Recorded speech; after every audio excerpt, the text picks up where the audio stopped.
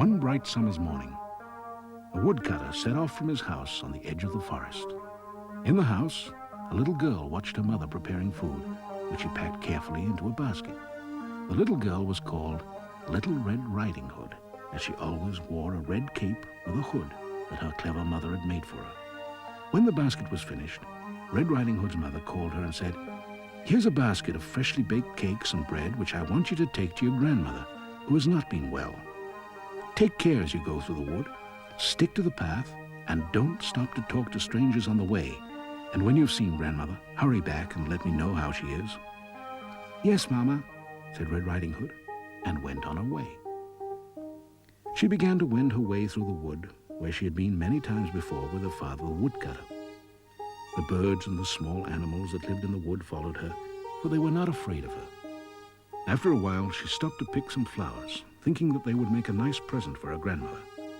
Then she saw some prettier flowers among the trees away from the forest path. She became so excited finding prettier and prettier flowers that she quite forgot her mother's advice to stick to the path and didn't even notice when all the little animals scurried away.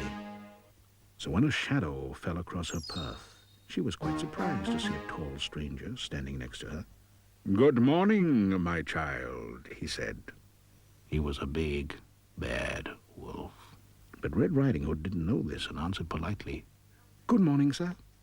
"Tell me, my dear," said the wolf, "where are you off to on this fine day?" "I'm off to visit my grandmother who lives in the woods," said Red Riding Hood. "But I fear I have lost my way." "And what do you have in your basket?" inquired the wolf. "Oh, freshly baked cakes and bread for grandmother," said Red Riding Hood. "And your grandmother, does she live alone?" asked the wolf. "Oh, yes, quite alone," said the little girl. The wolf looked at the basket and licked his lips, for he was very hungry. But he thought, "If I can wait a while, I might make an even better meal." So he said, "Well now, allow me to lead you back to the path so that you can continue on your way." "Thank you," said Red Riding Hood, as he led her back to the path. "Now, does your grandmother live far from here?" asked the wolf. "Not very far," said Red Riding Hood. "In the little cottage by the old mill, and she keeps the door on the latch so that I can easily enter." "Oh, splendid, splendid," cried the wolf, licking his lips and swishing his tail. "Off you go, then. Give my best wishes to your grandmother, and I hope she tastes, feels better." "Thank you kindly," said Red Riding Hood, and she waved goodbye as she went down the path towards her grandmother's cottage. Now the wicked wolf knew the woods well, and ran off using a shortcut that brought him to the cottage long before Red Riding Hood. He peered in at the window to see if the old woman was really alone, and then he knocked on the door. "Who is there?" "It is me, Red Riding Hood, with some food from Mama," said the wolf. "Lift up the latch and come in, my dear," said the old lady. The wolf opened the door and leapt towards the bed. The old lady was so frightened she fainted clean away. The wolf was about to eat her there and then, but his sharp ears picked up the sound of Red Riding Hood approaching through the woods, so he quickly bundled the old lady into a closet, dressed himself in her nightgown and cap, and jumped into bed. Red Riding Hood approached the cottage and knocked at the door. "Who is there?" cried the wolf, pretending to be the old lady. "It is Red Riding Hood with some food for you from Mama," said the little girl. "Lift up the latch and come in," said the wolf, snuggling down under the bedclothes. Red Riding Hood opened the door and peered in.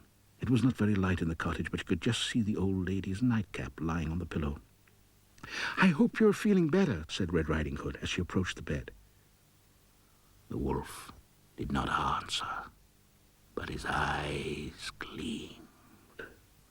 "Why, what big eyes you have," said Red Riding Hood. "All the better to see you with," said the wolf.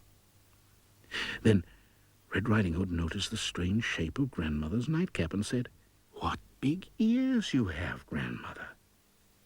"All the better to hear you with," said the wolf, and the bedclothes slipped down to show his big snout.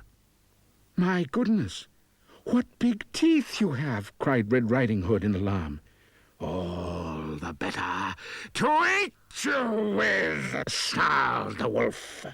Suddenly, the door burst open, and there stood the woodcutter with his axe. The wolf glared at the woodcutter, but he knew that he stood no chance against that mighty axe, so he leapt through the window and he ran for his life, never to be seen again.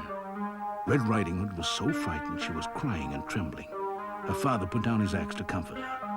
Then they heard a noise from the closet. The woodcutter opened the door, and there was poor frightened grandmama, wrapped in a shawl. After they'd comforted her and put her back into bed and given her the cakes and bread to eat, she felt much better. Then Red Riding Hood and her father left the cottage and made their way home safely.